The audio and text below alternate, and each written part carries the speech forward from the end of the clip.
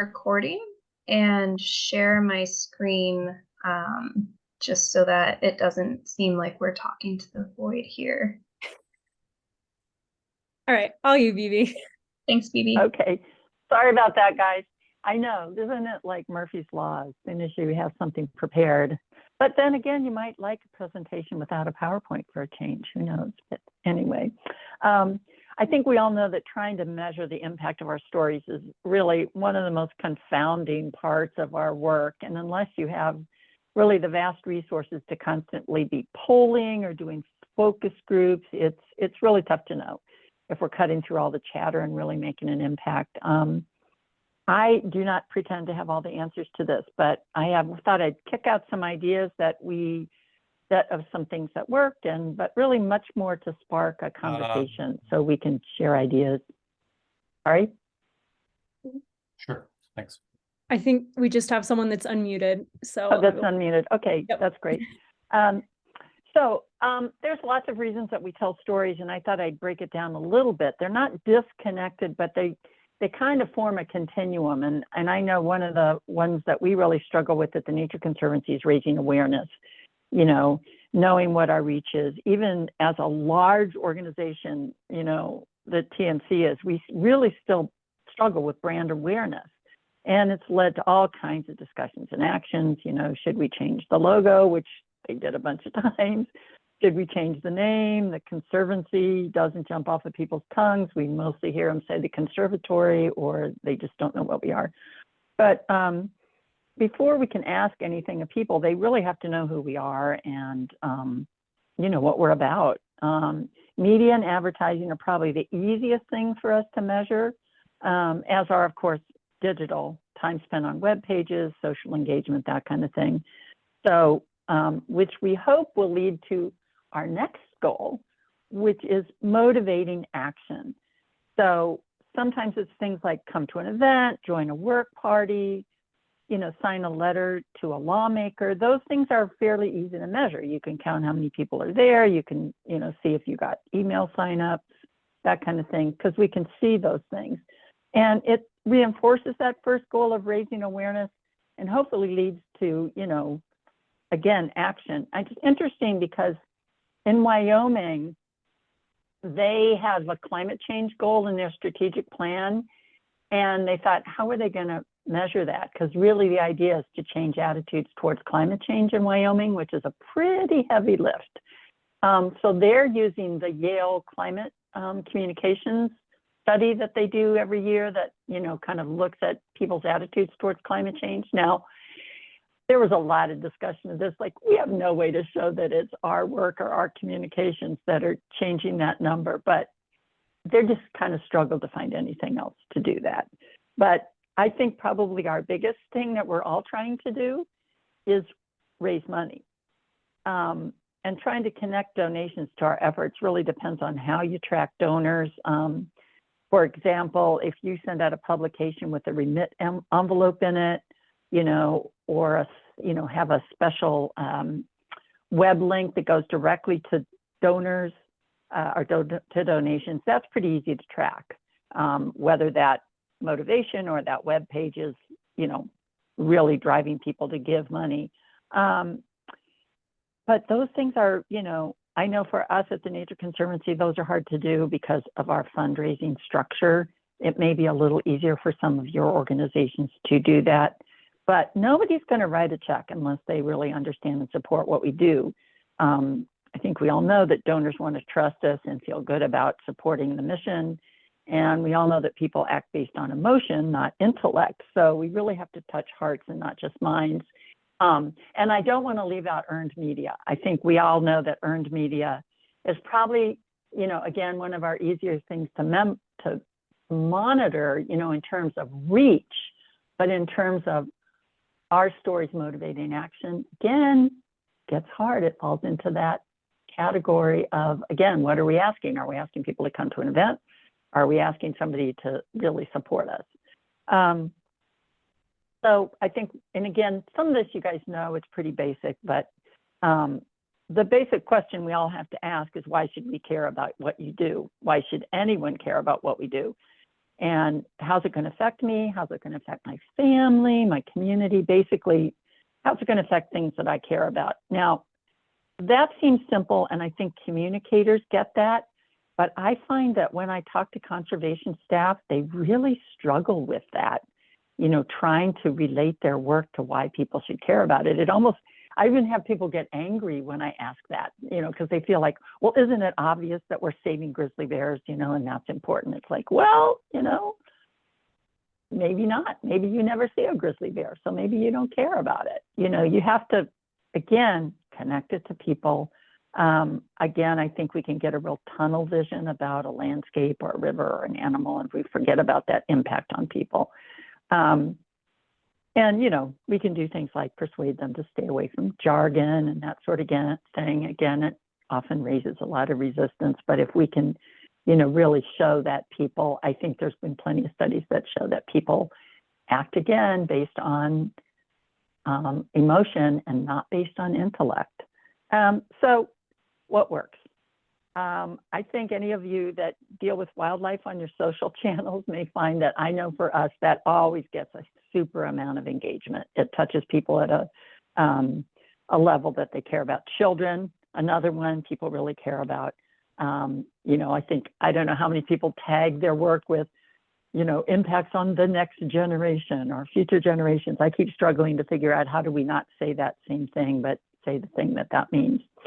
So one thing, if you want to pull up that website, Emily, the Nature Conservancy launched this website called Nature's Comebacks, and it was pegged to the 50th anniversary of the Endangered Species Act. So again, you could use animals to draw people in. There were 50 animals that were featured, and they were animals that may not be off the list, but may have been made progress. For example, the black-footed ferret is on there. It's still a long ways from being delisted, but it's, again, using those animals to kind of draw people in, but still had to get at, well, if you care about these animals, you know, what do you need to do? There's a lot of stuff on there, everything from little facts and figures. There's a GR component tagged to the Recover America's Wildlife Act. What you don't see is we created a bunch of social posts that can go out there again to measure engagement. This can be used in print appeals, publications, that kind of thing, and they can have a fundraising impact because they were able to get a specific fundraising source code to use.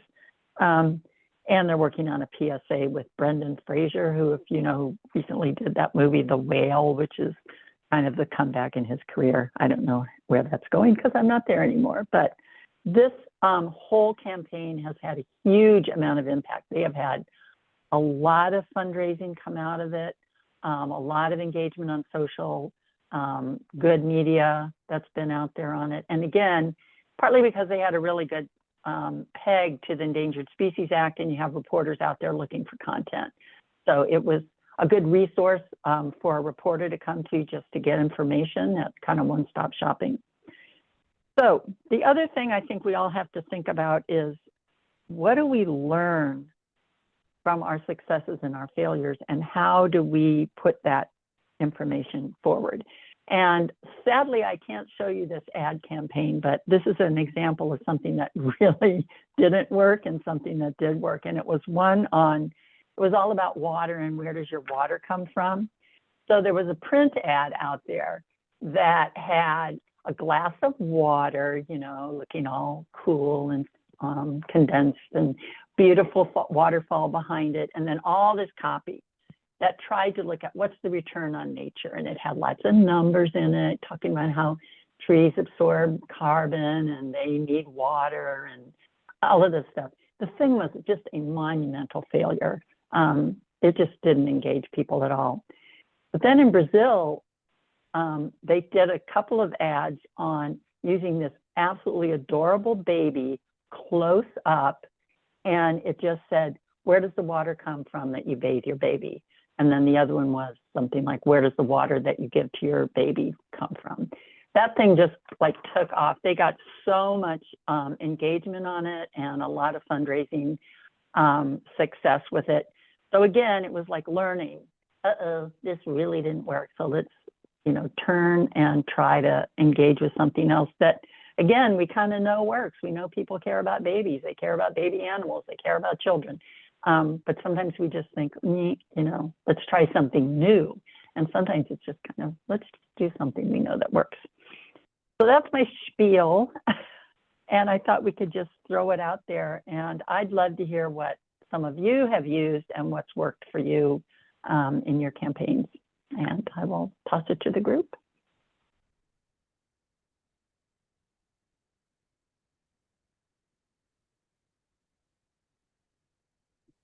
I can throw something out there from the IWJV, and we're a little different in that we're not, seeking donations. And so that action is not necessarily an available metric for us. Yeah. We honestly turn to, when we're looking to measure impact beyond like metrics on our website or social media, we kind of rely on like word of mouth. Who is talking about products that we've made, communications that we put out there? Sometimes, and this is unfortunately really rare for us, but when we do get this kind of feedback, it's like a little nugget, but we'll hear, oh, I showed so-and-so in the interior department your video and they thought it was great. Or sometimes occasionally we'll have a partner emailing us and saying that was a really great story, really spoke to what I've seen this partnership do for the last 20 years.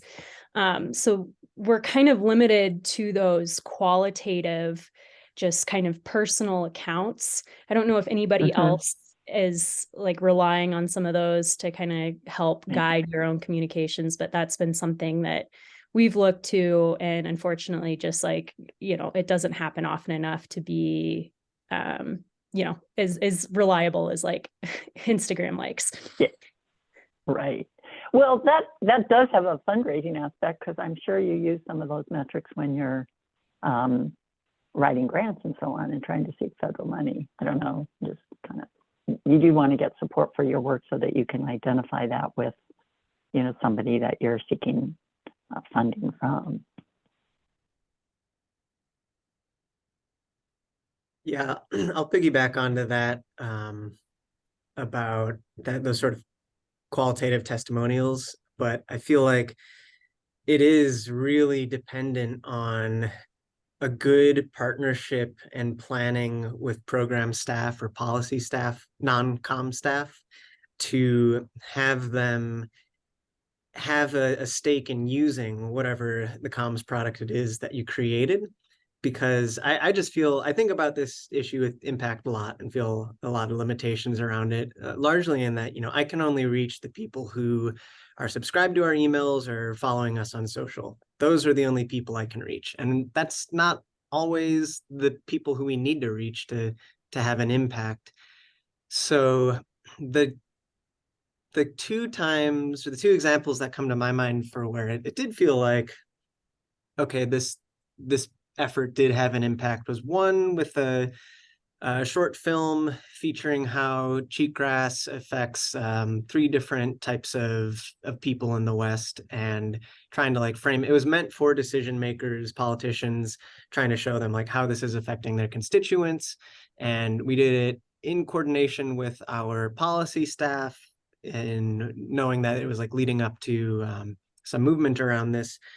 And so those policy staff then sent it to some specific senators and representatives. And I was lucky to get back one email from one of those policy staff who told me, like, forwarded me an email of a senator saying that they were impressed with the video and were requesting a meeting with Audubon to talk about cheatgrass. And so that only happened because of all those things, because it was planned with them before, during, after they wanted to use it, and they let me know. Otherwise, I would have had no idea. And then the other similar thing is some footage I took of the Cameron Peak fire here in Colorado along the Poudre River, and showcasing the fire's effects and the need for certain types of restoration. A staff person had strong interest in using that and bringing it to like meetings and decision makers. And I think she brought it to like testimony once. And she'll tell me like that one day, that just that like one afternoon I went out of shooting has gotten a lot of mileage for like showing it to decision makers. So, that's really great, but it's also like the only two really good examples that I can think of in doing it. And I need to do a lot more of stuff like that and follow that kind of model more and find a better way to like institutionalize it, make it more consistent.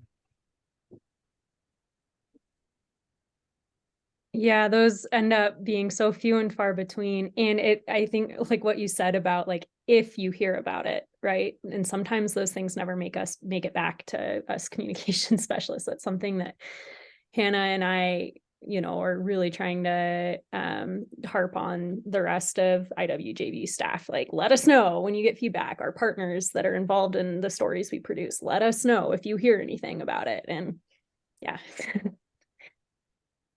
It looks like Vivi got her internet back. I got it back.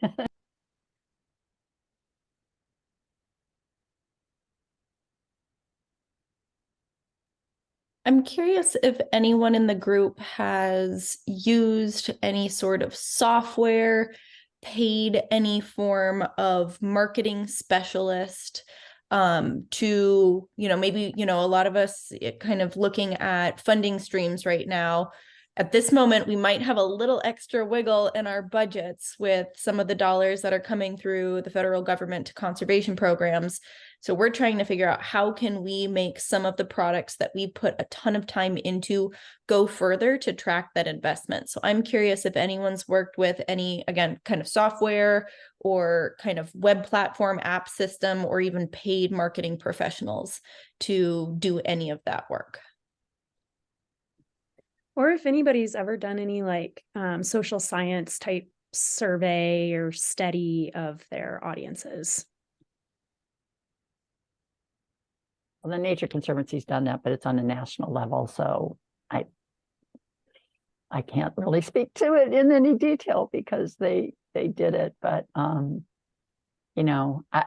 other thing I think we look at is what's the age group that we're trying to communicate with too. I know for TNC, it's trying to reach a younger demographic because they know their demographic is pretty old. I'd be curious if other organizations find that.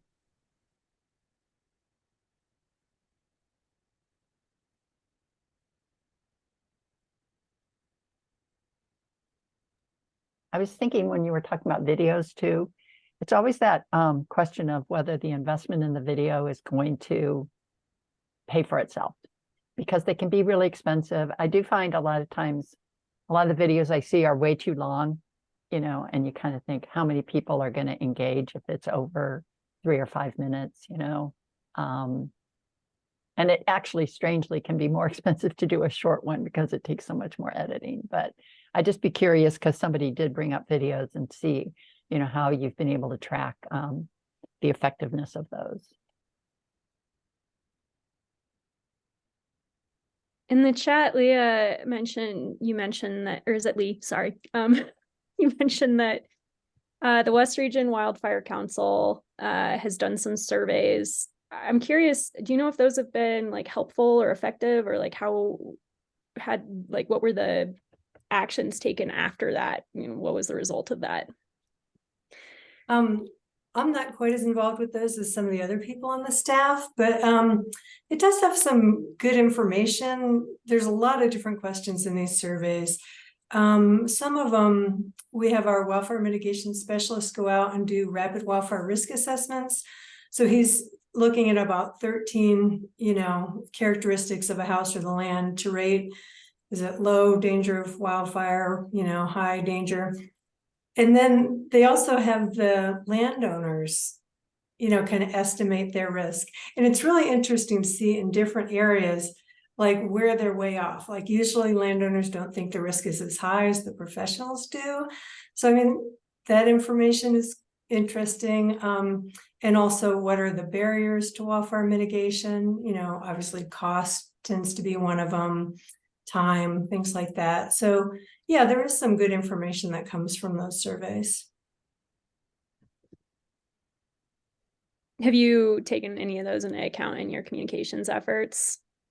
Just like thinking about, Yeah, yeah, I have. Yeah, as I've tried to craft messages, and especially we're starting an equity program now. So looking at some of those answers to, what are barriers to mitigation has helped me as I'm working on messaging.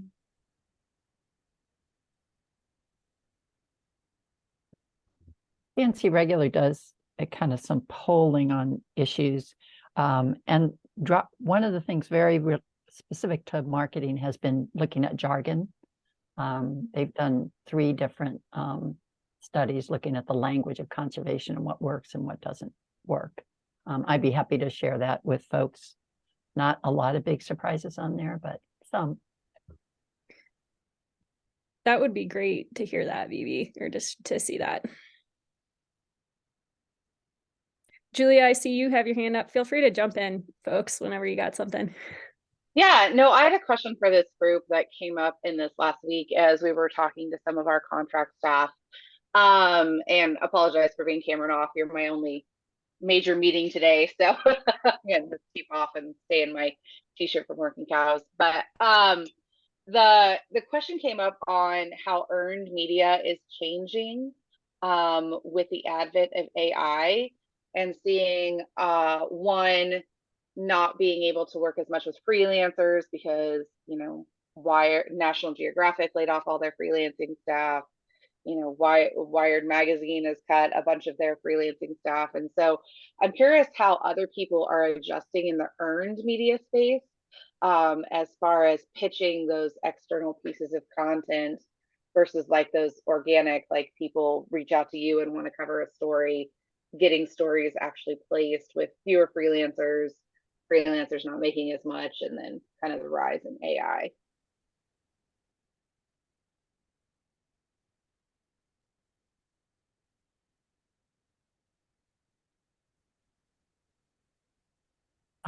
I know I've tried to keep press releases really short and to the point, and then provide a lot of supporting material. Just trying to make it as easy as possible for folks to write, just because the folks that are on the staffs are so much shorter. That's not specific to AI, but I don't know how we address the AI issue and the freelancers, but I think it's just trying to make it as easy as possible for folks to do their stories because of such limited time.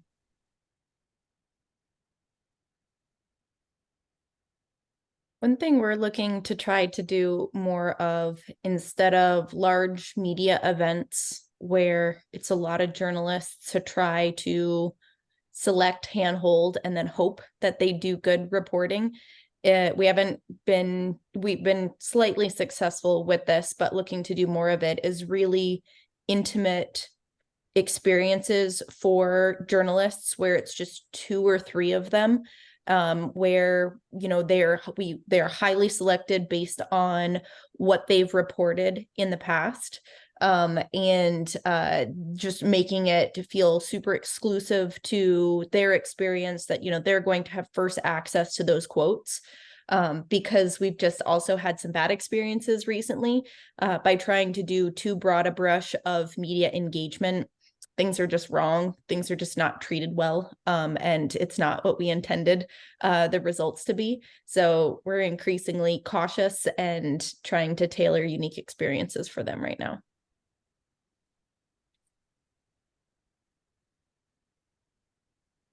I think that's especially the case with so much consolidation in media, is that you hit the really important people and their story's going to get picked up anyway. So you don't need to do so much broad brush outreach. We're also trying to hire all those freelancers that are getting laid off. I know the BLM just hired a National Geographic stringer to work with them on their restoration landscapes. So lots of us are looking to keep good people in the business, but in different ways.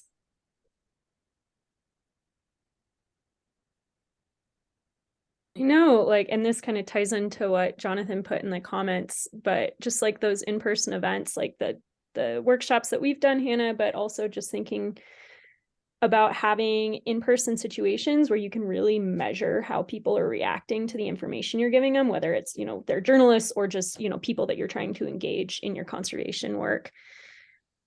Those are so nice to be able to do. Jonathan, if I invite you to like share a little bit more about how those have gone for you, if you feel comfortable. But yeah, I really like seeing the the reaction on people's faces the best. Can you hear me? Yeah, so I mean, I'm a biologist. I don't work with the outreach. I have an outreach specialist here in my Fish and Wildlife office, and she does a great job, but I do feel very like disconnected from the impact that anything has because we send our media out of Sacramento rather than our local field office. So with my nonprofit partners who I'm working with, really when I feel like we've done a social media campaign that has an effect is when it's attached to an event and we see the people show up at the event and they're not the audience that we would have expected, you know, like they're pretty diverse, pretty interesting. And I'm like, I would never have talked to you on the street or like handed you a flyer, but like, it's cool that you're here and that you want to like start a pollinator garden. So it's both like cool and just hard to understand. But I mean, seeing the people in person is like, oh, well, we put something on the internet and people showed up.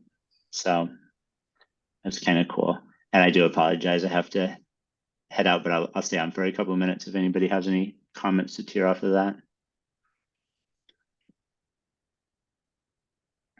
We did a big media outreach, kind of, again, a workshop, a primer on fire that was wildly successful. We got media from a bunch of different states coming because, again, it was something that they really could use. So it's trying to look at, so what are those key stories that are out there? And our goal was to educate reporters. So we actually got some decent stories that were not wrong. But that was all done online.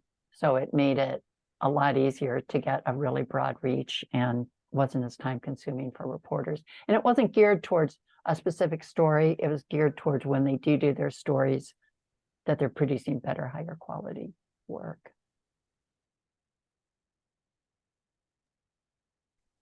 Hi, can you hear me? Okay, great. My name's Alyssa Iverson, and I work at the Denver Botanic Garden, and I'm in the research department. So part of my position is to do outreach. And a big objective is maybe a little less like directly conservation storytelling focused, but rather science education and telling people about the research that we do at the Botanic Garden, which is often conservation focused. And so a big objective I have is like, I want to instill trust in science. And so one way I do that is with like trying to do citizen science work. So that does, you know, like using iNaturalist, because that creates kind of a back and forth, like showing, oh, we trust you, to kind of encourage, you know, they trust us. So I've been thinking a lot about the evaluation aspect of like, how do I know if what I'm doing is working? And it's a really tough question. I find it difficult to think about in terms of the writings we do. Like all the researchers write blogs, and it's like, are those just going into the abyss? It's hard to know if you're really like reaching people, having an impact. But for in-person events, one thing I've been starting to try out is to give people like a little index card and have them write their thoughts at the end, and just to see. And this was an idea I got from a, literature article about scientific outreach, that's a way to get feedback, and just have them maybe answer a question or just get overall thoughts like, what did you like? What did you not like? What did you learn? What was impactful to you? And that's maybe a way to get sort of an informal feedback. So that's something I'm trying out. I haven't done it too much yet, but thought I'd share.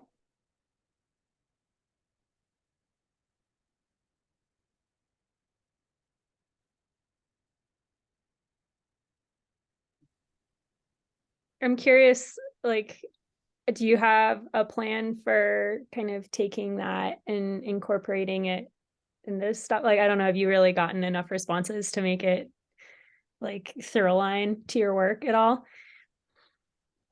Not yet. I mean, and one of the things that inspired me to do this was we had I did a herbarium tour. I work in a herbarium. We gave a tour to a bunch of like 3rd to 5th graders, and their teacher afterwards had them all write something they took away from it. And seeing what they wrote was really interesting, in like seeing the facts that stood out for them. And honestly, I think part of why I want to do it too is because sometimes getting that positive feedback is really motivating and makes you feel like, okay, what I'm doing is working.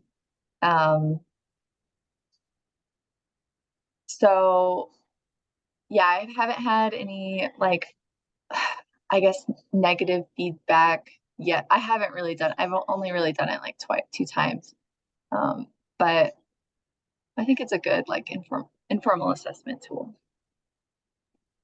I think that's a great idea. I had an experience this week. I've started volunteering at it's kind of a wildlife rehab center where they have certain animals that can't be released back into the wild because of problems. And so they had school kids coming, and there was a group of 5th graders, and I was just shadowing the person giving the presentation, and she used the term, we got this hawk when it was a juvenile. Well, it was really interesting because it threw these kids, they all read, this kid raised his hand and goes, the hawk was in jail. So to them, juvenile, and sort of remembering this audience, these were kids, inner city kids, and to them, that was juvie. That was where you went when you were a bad kid. But so your cards are going to bring out, some of that. Are they kind of grasping what you're saying? Is it relating to their own personal experience again? So I love that idea. Thank you.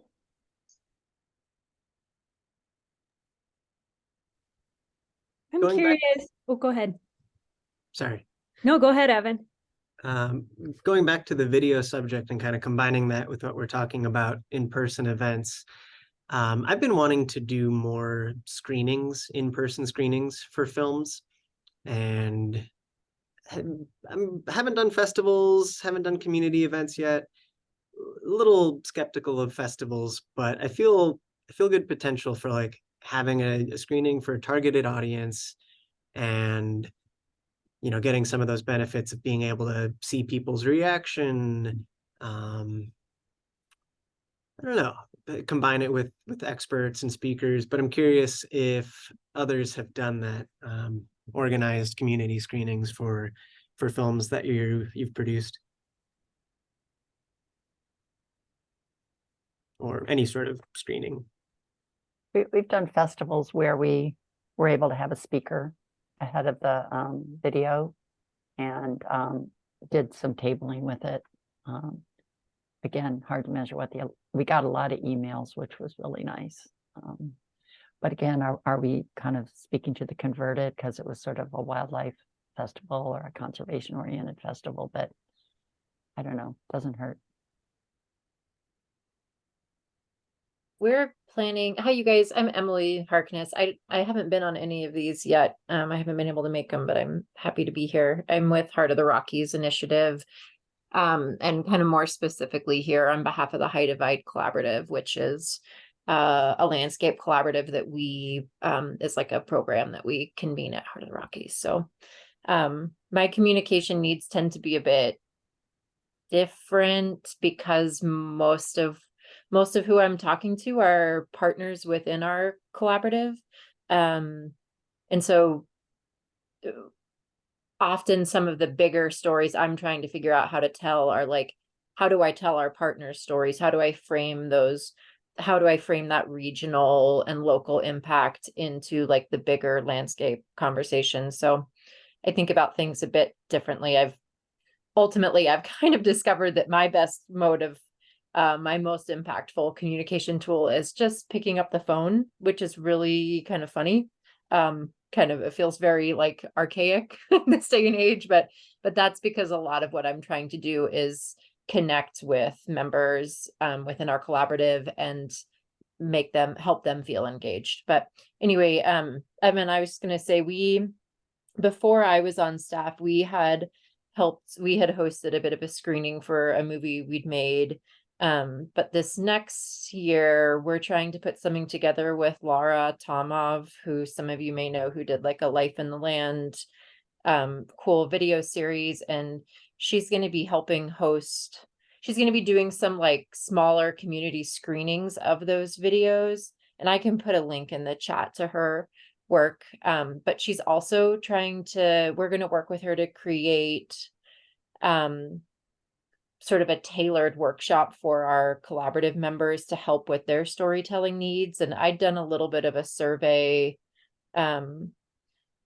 basically discovering folks were wanting help with their video communication. And all of this is to say, we're going to have an event where she's going to screen her films. And then afterward, we'll have kind of a general time to discuss with her about the work she's been doing. And then the folks who are interested are going to stay, and we are going to help them build a bit of a personalized toolkit so that when they do approach videographers to get their videos made, they've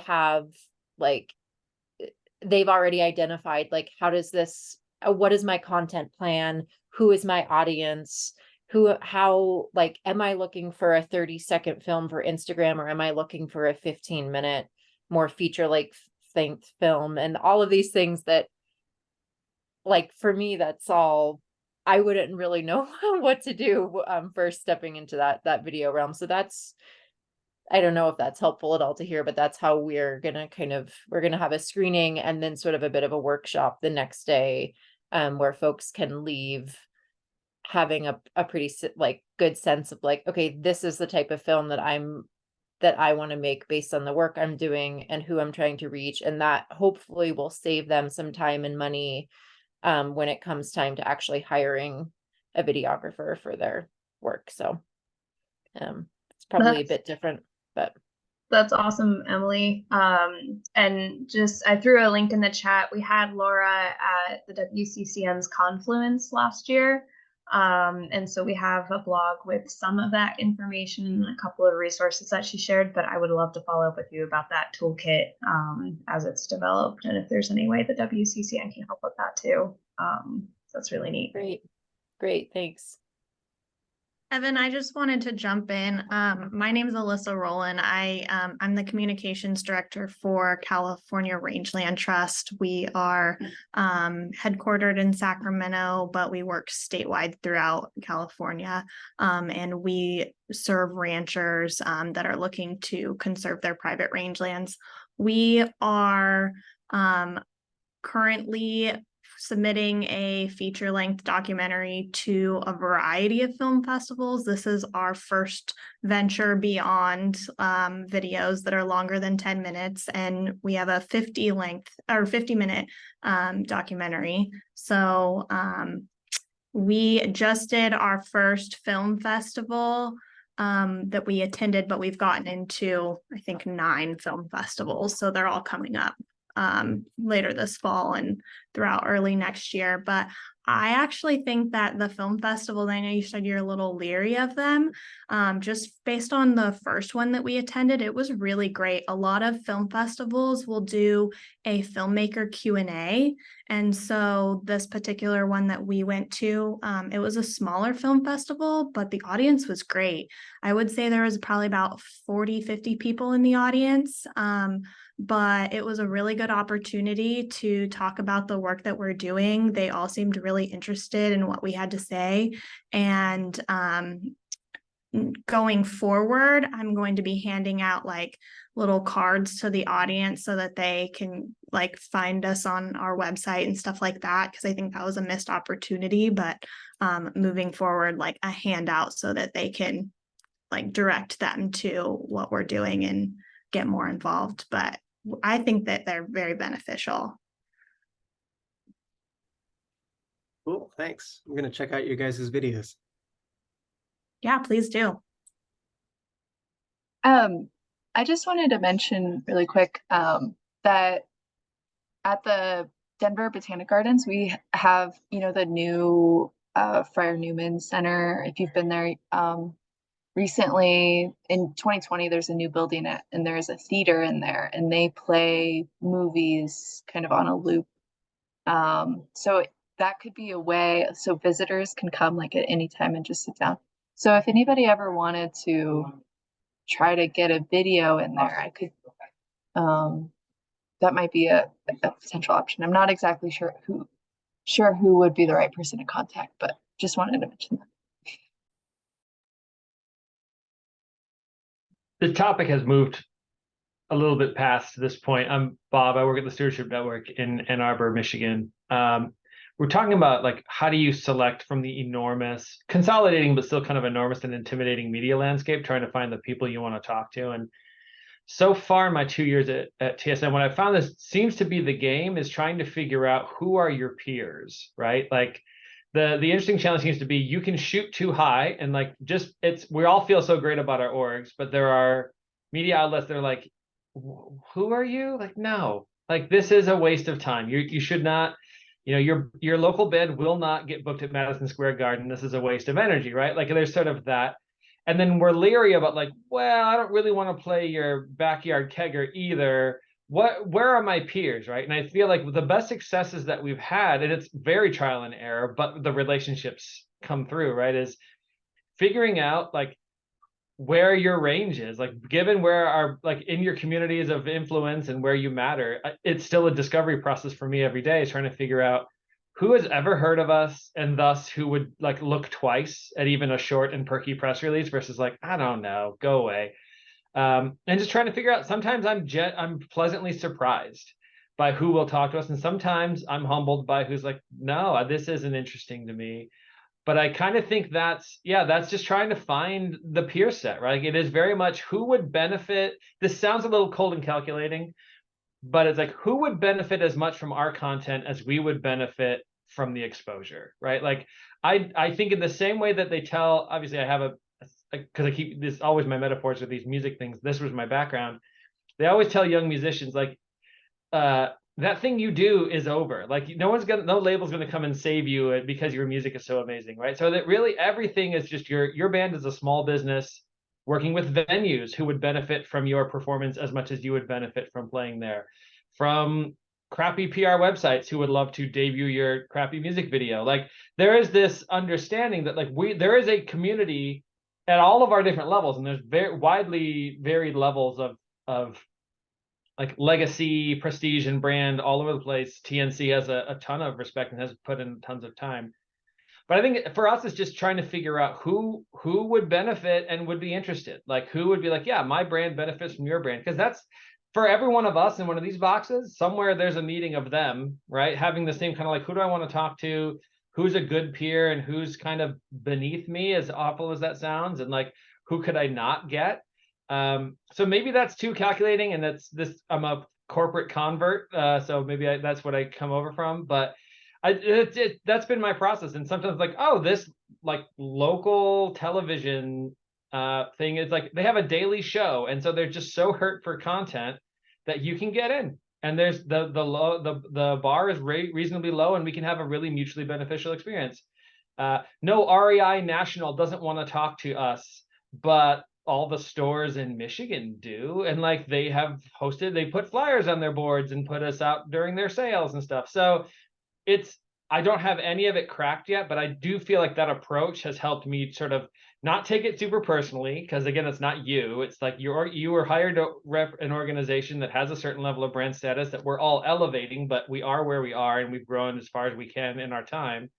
And just trying to find like apt partners, like not booking your band into an arena you can't fill and not selling yourself short, and probably making mistakes on both on the way to the right one. I think that's just kind of the gig.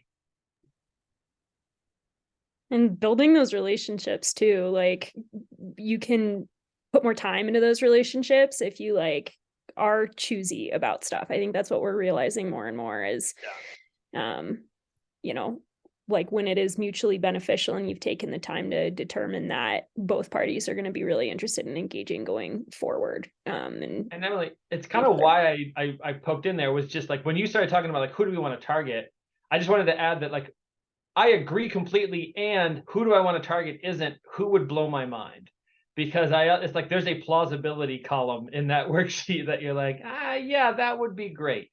You know, I used to serve on nonprofit boards, and there was a joke we used to run where it's like, there's always some board member who rolls in and is like, I had a great idea. Let's get on Oprah, back when that was like the key to all pop culture. And it was like, okay, super great tactic. I'll jump right on that. I'll call Oprah. That's not going to happen, right? So I agree with you completely. I just feel like it's a smaller list. And plus every win, the good news is every win is probably more than one win. That's what's been good about this approach, is that we are invited back. Come back anytime, because like you just treat people well and with respect. And if you landed someone who's like, yeah, you were interesting to me this year, you'll still be interesting to me next year. Sure, I won't write another article for you this quarter, but like talk to me in a little while and I'll get on it.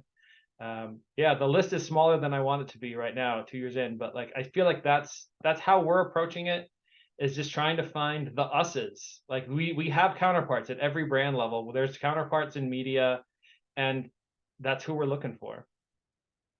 Yeah, Vanity Fair, perfect. Like so easy. Just go do that, Hannah. Like, what's your problem? I love what you're saying so much, Bob, and thank you for like the exact analogy to kind of shoot back. So a lot of our leadership team started with a really heavy science background.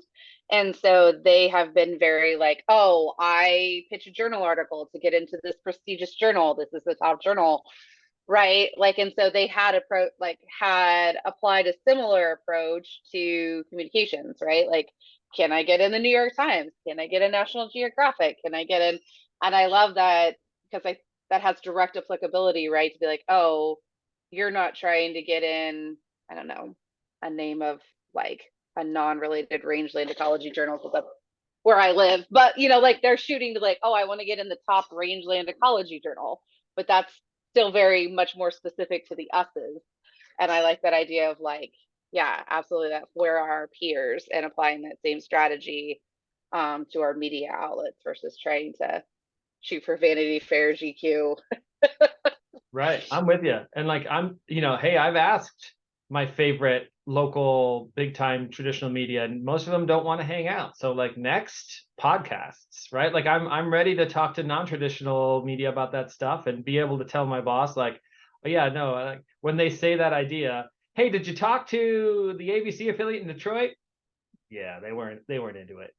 But I got you booked this spring on a podcast with a solid 1,000 listeners. I mean, hey, that's we're building stuff up. Like that's what we're trying to do. And I just think like that has to be, not to mention that if you ever do dream of that GQ Vanity Fair placement, it's just not going to be spontaneous combustion, right? Like it's gonna come from all these places. Like it's the minor leagues to less minor leagues to medium leagues to sub major to major leagues. Like I just don't think it works any other way.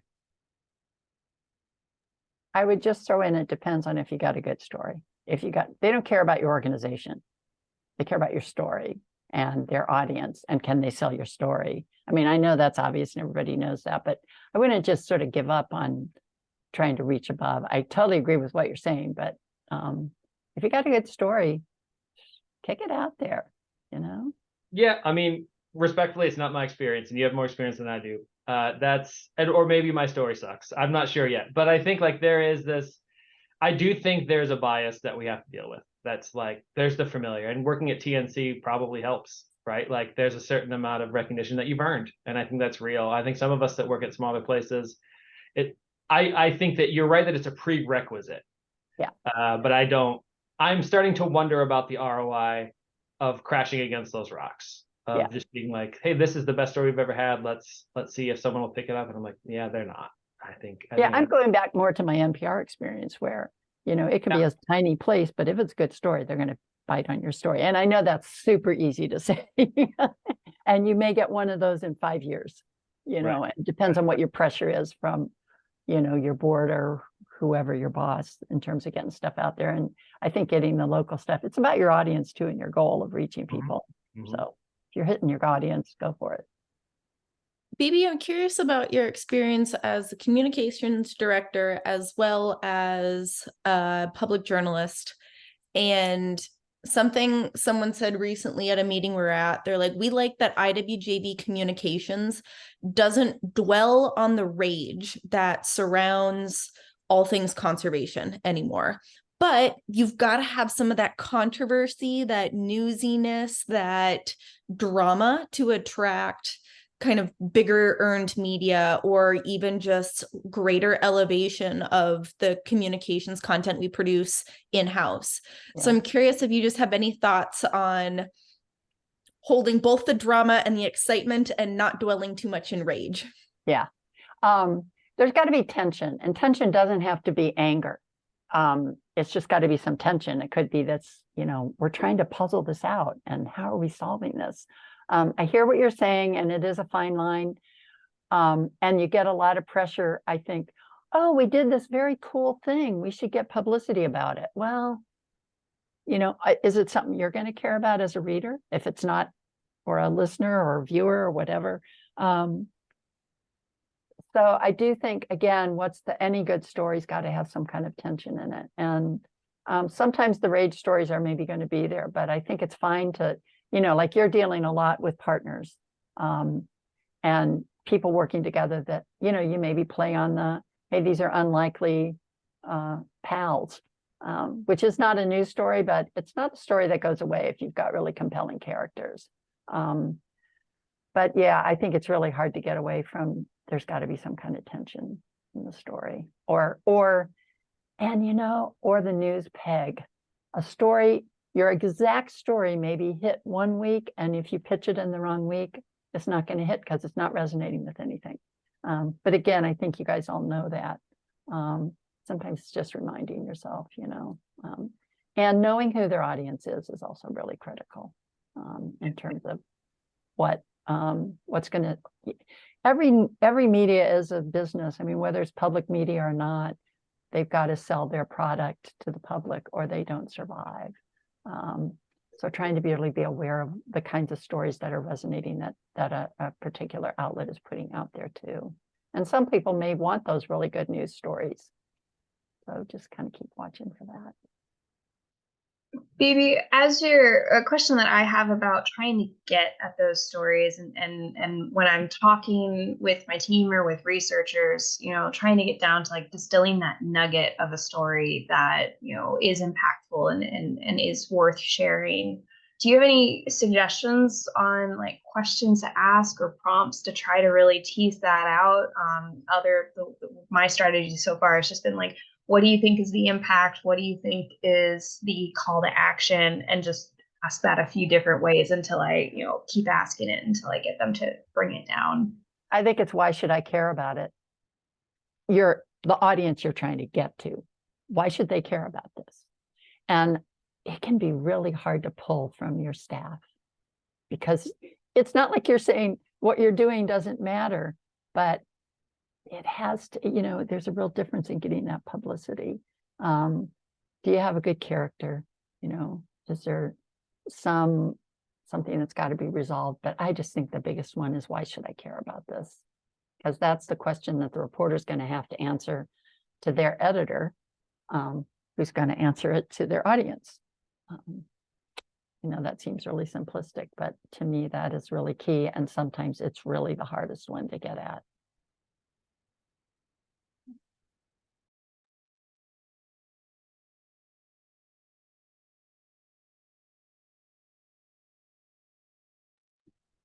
I just put in the chat, we kind of always do try to have this meeting have 2 halves. So if people need to use this second like half hour now to work on their own comms, I invite you to do that either on here or off screen. But this conversation is really great. We're gonna just leave space for it to continue if folks are interested in staying on and asking BB questions or chatting amongst yourselves. Nicole did just set up some breakout rooms for folks if anybody's interested in having a side convo. Feel free to use those breakout rooms, but just wanted to let you guys know. Yeah, and since we've interrupted, I've put the Storytellers evaluation form in the chat. If y'all could take a few minutes to fill that out at some point, I will email folks as well. And if anybody has something that they're working on that they want to workshop or have a brainstorming session, feel free to mention it in the chat and say which breakout room you're going to hop into, and some of us can come join you to work through something that you're currently wrestling with. So this is a space provided to do that as well. So, yeah.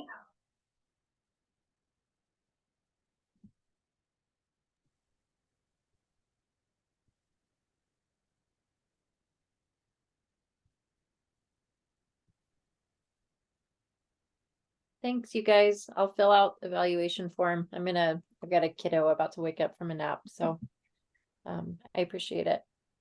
Thank you. And feel free to reach out, Nicole, if you want to chat more about that work with Laura. We're going to develop it over the winter. So yeah,